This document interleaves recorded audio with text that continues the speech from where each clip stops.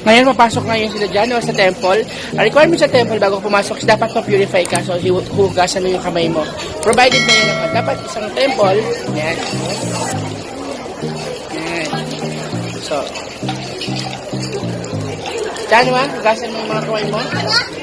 Ayan. Ayan. Janwa. Janet. Yan si Brian. Hugasan ng mga kamay para ma-purify. Pero dapat habang naghugas kayo ng kamay, nagpe-pray na kayo yan. Para at least.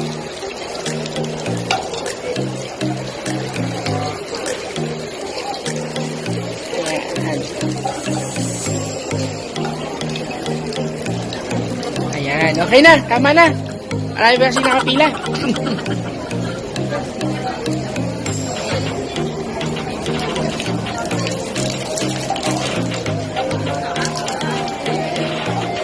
Nakapaghugas na kayo? Ayan, nalisa kami. Pupunta tayo dito ngayon sa pausukan.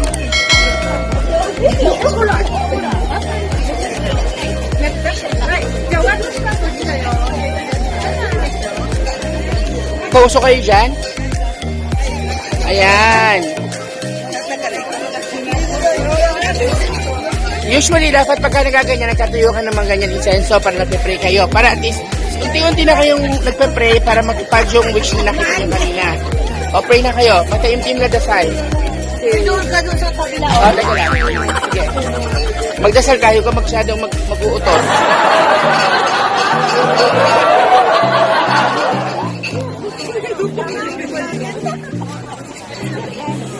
Yan. Okay na. Oh, pardon?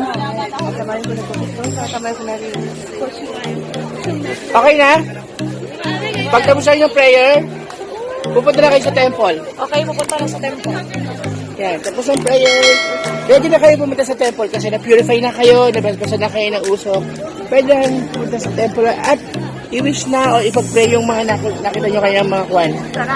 Kasi, after all naman, so nakita nyo yung wish or fortune na yan, ay si Allah or si Buddha or ang God or universe naman talaga ang magbibigay sa iyo ng lahat-lahat ng blessings. Okay? Kung gusto nyo basahin, basta depende na yan sa personal communication nyo sa taas. Okay? But for the meantime, pipicture ko muna kayo dyan.